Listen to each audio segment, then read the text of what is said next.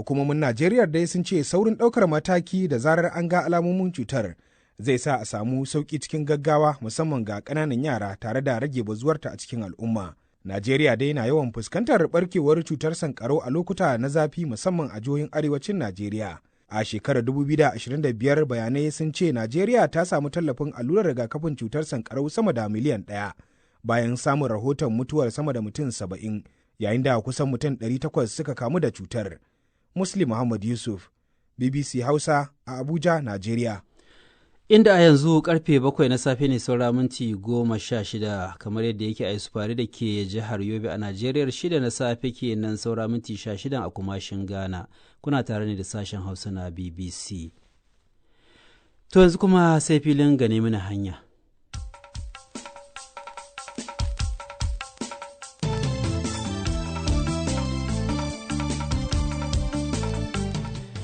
Majalisar Dattawan Najeriya ta ce ta sake tsayar da ranar 15 ga watan Afrilu na shekarar da muke ciki 2026 a matsayin lokacin da shugabancin hukumar samar da man fetur ko kuma kamfanin samar da man fetur na Najeriya zai sake gurfana a gaban kwamitin kula da yadda ake kashe kudaden al'umma da wato domin yi mata ƙarin bayani kan yadda kimanin naira tiriliyan 210 suka yi batan dabo a tsakanin shekara ta 2017 zuwa 2023.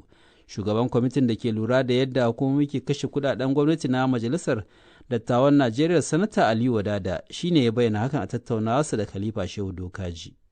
Wannan kwamiti duk maganar da muke yi babu guda ɗaya wanda mu ne muka rubuto ta ko mu muka shiryo ta. Komai da muke magana a kai mun tsamo ne daga kundin ƙididdiga na lissafin kuɗaɗe na NNPC na shekara 2017 zuwa shekara 2023. To koke aka kawo muku kenan shi sa kuka yi bincike ka yadda aka shafa? Koke aka kawo mu kuma muka yi bincike daga audited financial statement ɗinsu muka samu. Wato bayanin yadda suka kashe kuɗaɗen su. Da yadda aka kashe kuɗaɗen. Yaya ma za a yi a ce tiriliyon 210 sun ɓace ko an rasa su ba mu ƙididdiga da ta gamsar da mu ba. Idan mutum na wannan mamaki, mu ma ce budget ɗin Najeriya na shekara 10, kowane shekara tiriliyon 10 ake budgeting. In ka haɗa ba tiriliyon 100 ba kenan?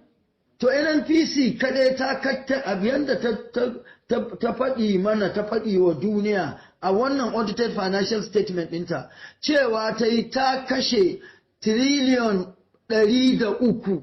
To mu ma zaci cewa da gaske an kashe wannan kuɗin, a ina kuka kashe su, a me kuka kashe. A yanda yake wannan littafin cewa sun kashe ne biyan retention da biyan harkan lauyoyi da kuma biyan harkan masu bincike wato auditors.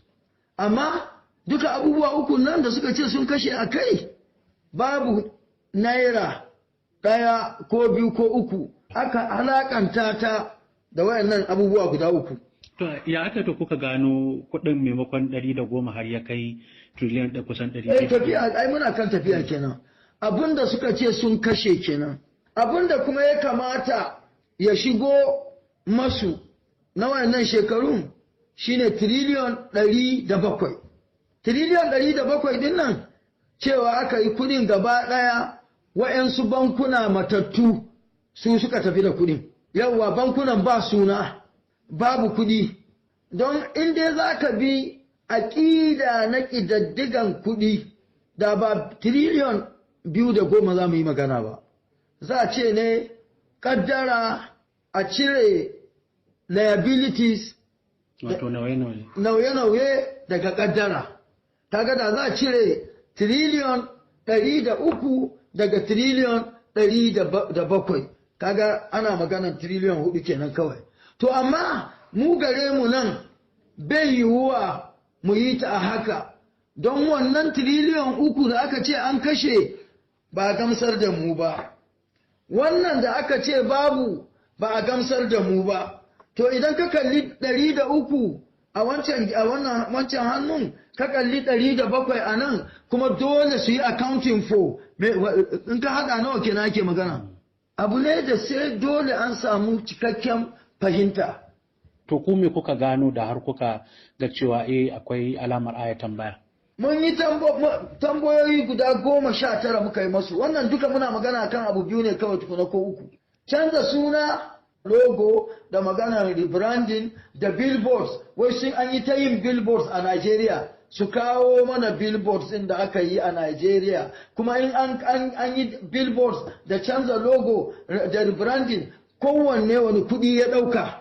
Don a dunkule kawai aka bada, idan akwai Ibrahim da Garba da Esther da John da aka raba musu kuɗi 200,000, dole a ce John ya karbi an bashi kaza, Yahaya ya karbi kaza, Esther ta karbi kaza, ko ba haka ba? To muna tambaya a takardansu wannan biliyan 5 da miliyan 800 babu inda aka ce rebranding ya ɗauki kaza, logo ya ɗauka an kashe kaza a kan shi.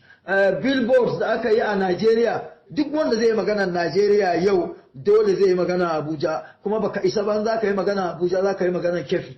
Cikin tambayoyin da kuka yi akwai na yadda aka yi cinikin ɗanyen mai da sauran dangoginsu. Akwai wannan ma ai shi yasa muke magana daga cikin abin da aka samu na ɗanyen mai shine ake na cajen subsidy akan gurɓataccen mai, kuɗin da ya shigo daga gurbataccen mai.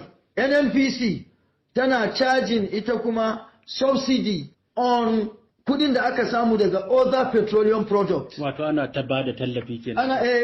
NAPIMS na yi, NNPC na yi. Duka wannan ita kuma tiriliyan 3 ne da wani abu aka kashe a wannan al'amari. Yanzu dai mun ba su gayyata su zo 15 ga watan 4 su zo su yi bayanin wayannan abubuwa.